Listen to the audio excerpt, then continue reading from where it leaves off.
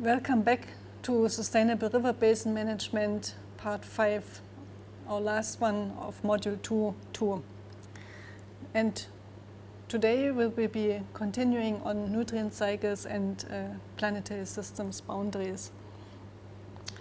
We've last time talked about soil fertility and the effect of our breaching of nutrients from the terrestrial to the aquatic system, the effect of the marine dead zones. I just want to show you a few other examples of nutrient fluxes from rivers to the sea, as to show you the long-term effects of it. This is an example from the European Environmental Agency. It shows us years here and nitrogen loads along here, and the different color lines here are measurements of nutrient fluxes from rivers into the Arctic Ocean, into the Baltic Sea, into the Black Sea, the Celtic Sea, the North Sea and the Mediterranean Sea. What you can see is that major efforts have taken place to reduce that nutrient flux from rivers into these seas. It has reduced substantially. We have the Arctic Sea here as a sort of a reference line here against which we can measure other the nutrient fluxes in other parts of the world. What we also see is that there are quite some ups and downs in these amounts of nutrient loads, and very often we can link those to specific events like major disasters or major even political changes or major implementation of or enforcement of laws and regulations. So we can link this, although we don't have countries named here, but we know which countries are bordering or these seas, or which rivers pass, ending or draining into these seas, pass through which countries. So this is quite interesting to see that although there are major efforts done on reducing those loads, still they are substantial and still they are very susceptible to specific non-action or actions in certain parts of the river system, and still being detectable in those seas. So there's a long-term effect in this, notable from an overall perspective of what individuals can do, what politics can do, and how long-lasting also political interventions and scientific interventions have to be to produce measurable effects. Another example here, which gives us a good sense of the nitrogen load from continents to oceans, as a nutrient leakage from agriculture and from sewage. We have here a global map which shows us on one hand in colors the global change in dissolved inorganic nutrients. We have blue here, a negative reduction, and in red the extreme increase of nutrient loads. You can see which parts of our terrestrial zones are have seen these major increases. Also Europe has put a lot of effort into changing, enforcing changes in the agricultural sector. Still, there's a major increase in nutrient loads, the same in the Asian region here. Now, what is a good indicator for sewage and nutrient leakage from the continents to the ocean are mud flats. Mud flats are the waters along the shelves of between our continents and the ocean. Our mud flat numbers, or the black dots here, have increased substantially over the years, although we know that our sewage treatment facilities are in place, and we try to do our best to capture and treat water before it's been released into an ocean or into a stream. Still, it's been detectable and on the increase. Whereas our more natural marsh systems have been substantially decreasing, and we are still on the decrease. So those are measurable indicators for these nutrient loads, which in itself can build up an index towards monitoring our planetary boundaries. Now let's move out of this basics and look into our global nutrient cycles. Now, our nutrient leakage means, as such, a leakage is not a loss of nutrients from one ecosystem. It's a cycle. What has been removed from one ecosystem means that it's been moved out of one ecosystem into another ecosystem. So one is a losing ecosystem or a storage compartment, and another is a gaining nutrients. Whether it is useful for that ecosystem or not is not been said here. So the law of conservation of matter applies also on when we talk about nutrients and nutrient cycles. So nothing will simply disappear somewhere. It will always appear in another part of our cycle, in another form, and eventually come back to us.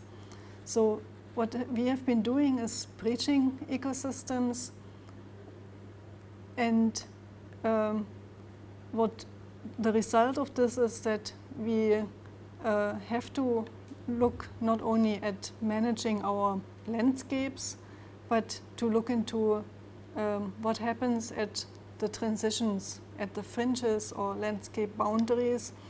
And we also have to look into the matter as not something that can be influenced at a local scale, but it has a global impact. So we can do our interventions at local scale, and still globally it will not be picked up, or we may change something locally and it will have its influence at different locations globally due to the linkage in cycles. Now let's look into the most important cycles, and let's start with the nitrogen cycle here. I've loaded those complete figures out of this report here, which I really recommend you to read in detail to understand it properly. The Millennium Ecosystem Assessment of 2005. What we see here are the storage compartments, those boxes here, different boxes, and the division into our oceanic part, the ocean water part, the river systems here, and our terrestrial part above surface and in rocks, soils, or geological formations. And we have our atmosphere here. In all of the other images which I am going to show you, it will always be the same concept. And the black arrows are indicating our fluxes, our flows between compartments, and the black arrows will show us what the natural system has been and looks like without human intervention. So what we see in the case of the nitrogen cycle are essentially two major cycles. One involving the ocean and one involving our terrestrial surface, both essentially linked to the atmosphere and in minor quantities to our river systems. Why nitrogen is so important? It stimulates primary productivity, and it is easily being washed out of soil systems or from soil surfaces. Will not be taken up and be washed out or fixed in or washed into the groundwater systems and reaching the groundwater tables. So the processes which take place is that nitrogen changes from its atmospheric, from its gaseous form to nitrification and ammonification, denitrification process back into nitrogen. So there are microorganisms and plants adapted to changing the state in which nitrogen occurs. There are microorganisms and plants able to take up nitrogen from a gaseous environment or from an aquatic environment and fix it or put it into a solid state in plant growth or in non-biotic matter. So in theory, as we increase, we could increase our plant activity in this way. So a different cycle on this is a completely different cycle compared to this nitrogen cycle where we have microorganisms adjusted to working and removing the nitrogen from current state is the phosphorus cycle. We have again our ocean compartment here. We have the atmosphere here, and we have our terrestrial compartment here. And what we can see here is that we essentially have a minor cycle occurring between our terrestrial processes, our terrestrial compartments, which have very little connection with our our terrestrial aquatic systems, and even less of connection to our oceans. So, and there's basically no very minor portion of the phosphorus ever reaching the atmosphere. This is the natural, and we have changed this. The gray arrows indicate the flows that were a result of our human intervention. We have been removing phosphate from minerals from our geological storages and put this into an additional cycle that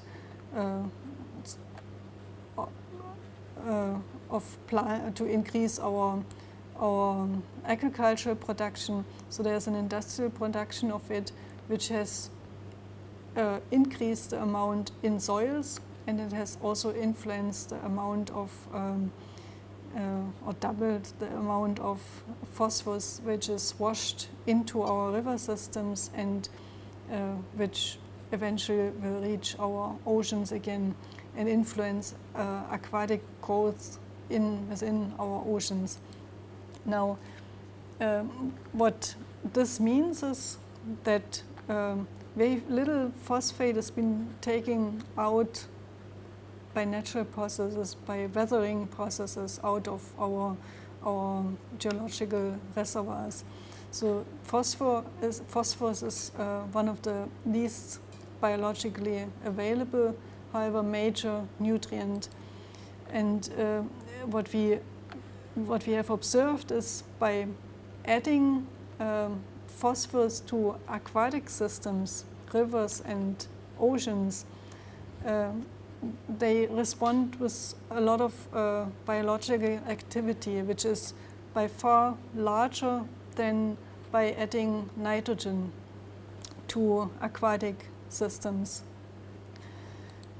So phosphorus is one of the limiting and driving nutrients in aquatic systems.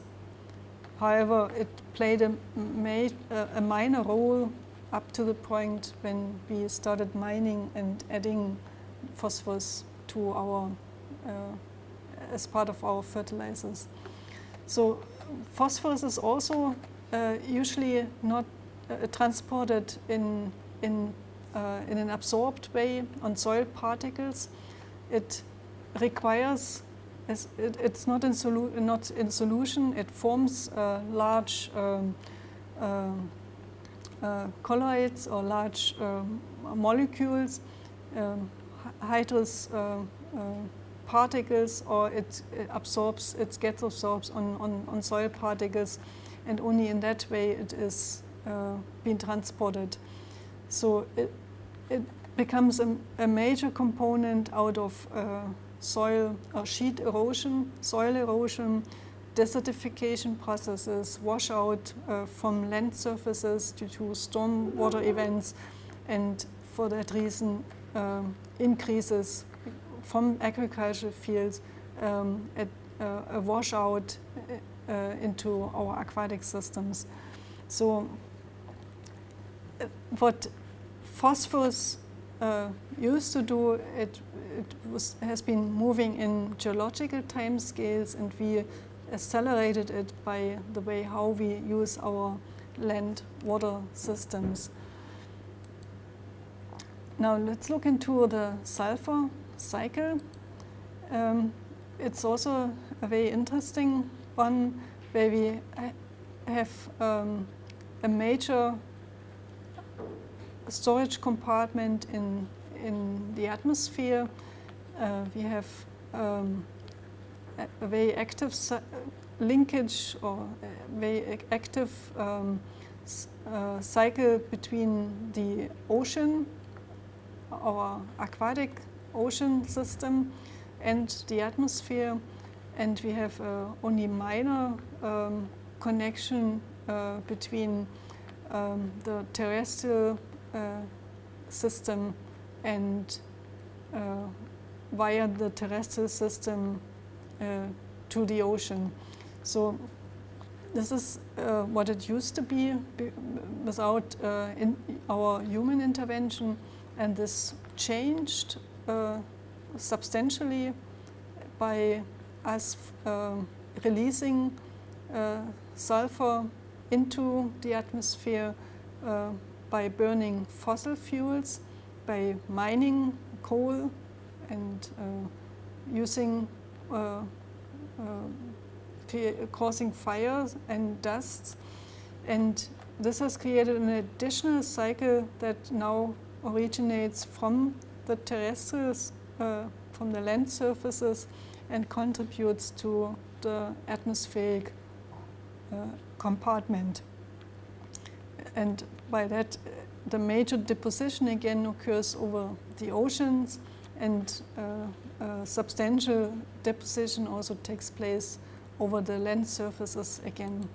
Now, what the impact is, or what it means, sulfate forms a crystalline aerosol.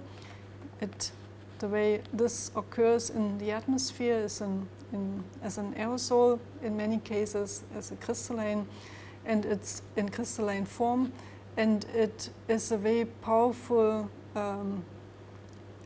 actor for cloud condensation. So while this may be useful in situations where rainfall has been evaded for, we could think of using this as a mechanism to generate clouds and to generate rainfall over a certain area. However,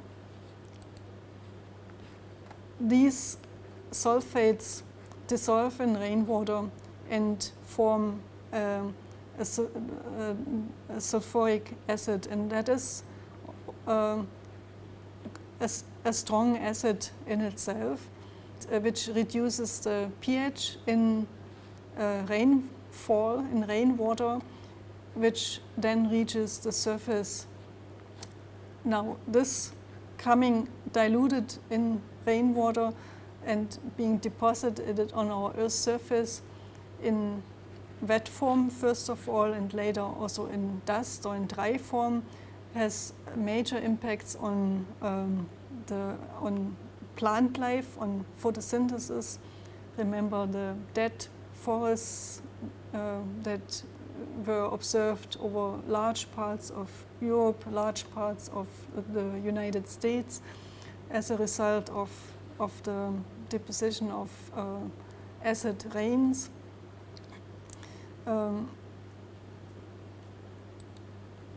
It also leaches the soils, and by that reduces the buffering capacity of these soils. It has an impact on our constructions, on buildings. Buildings get damaged. You may be aware of the case of the Taj Mahal, and industries were stopped to operate in this area to reduce the amount of damage and due to acid rains, although this is only local, and you see this as a global cycle. So what happens locally is only a minor impact factor compared to what the surrounding areas, neighboring countries and so on are doing. It leaches the soil, and it reaches the point where soil buffering capacity will be taken off. So the effect is that we have an acidification of our ocean, which has a very negative impact on our aquatic lives in oceans again. And now lastly, I want to briefly talk about the carbon cycle and the best explanation you may find in one of these two reports here. And again, we look at first the natural carbon cycle, which is a triangle between soil and plants on our terrestrial surface, on our land surface, linking to our atmosphere as one of the compartments, and linking those two to our oceans as a major storage for carbon. This is our natural cycle, and the major transportation pathway is from our terrestrial activities on the surface of our land to the atmosphere and then into the ocean.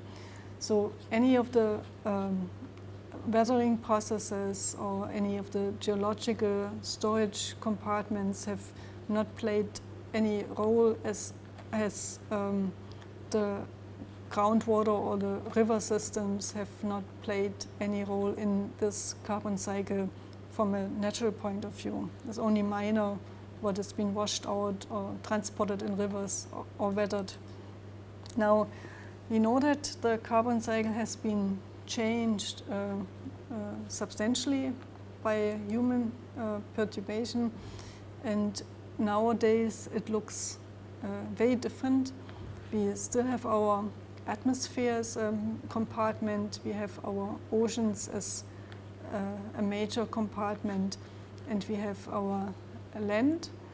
However, here we are not differentiating between what happens on the surface anymore, because what happens on our land surface has become a minor component of the carbon cycle. The major component or major storage and input source are our geological reservoirs. We have been mining our fossil organic carbon, our gas, our oil, our coal deposits on one hand side, but not to forget also our rock carbonates, which we use for construction, for instance, for cement, for any large dam, for instance, any large urban area. The rock carbonates have become very important. So this is an additional, we have formed or caused an additional cycle which in itself is feeding back into our oceans. Now, what happens in our oceans? We have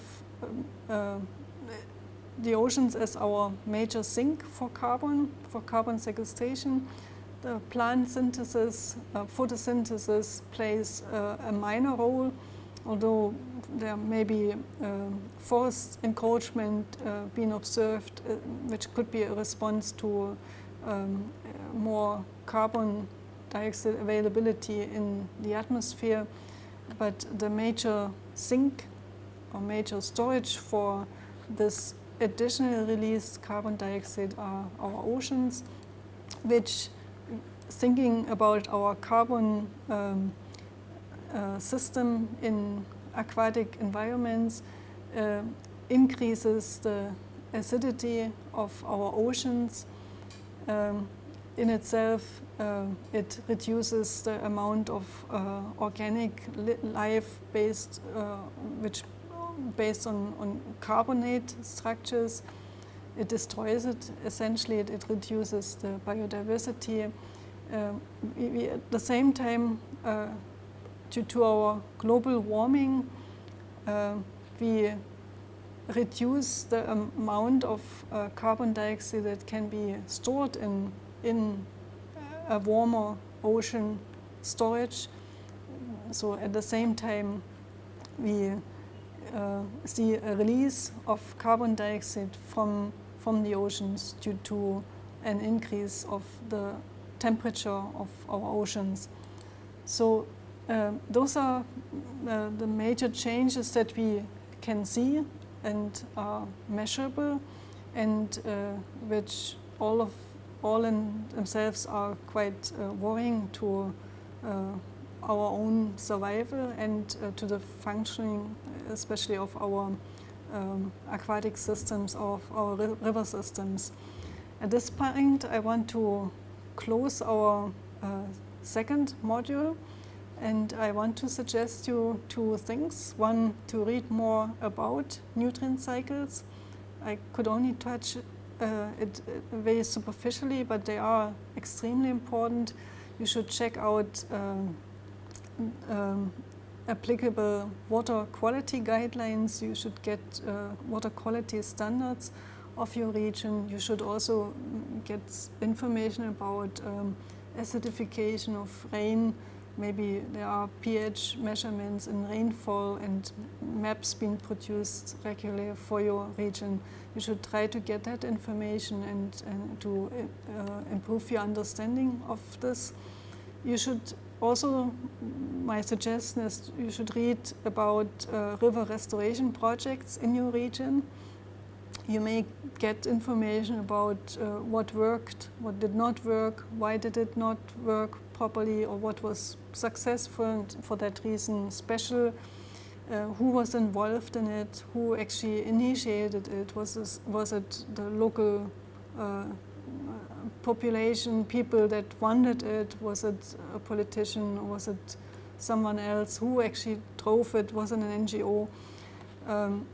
Does it fulfill now the ecosystem services, and does it fulfill maybe all of the ecosystem services that we want from a functioning river system, and so on? You could think of more questions, and it's not a homework that I will ask you to present, but I want you to start searching about such issues and try to understand and learn more about that on your own. Thank you, and I see you next time for the next new module again.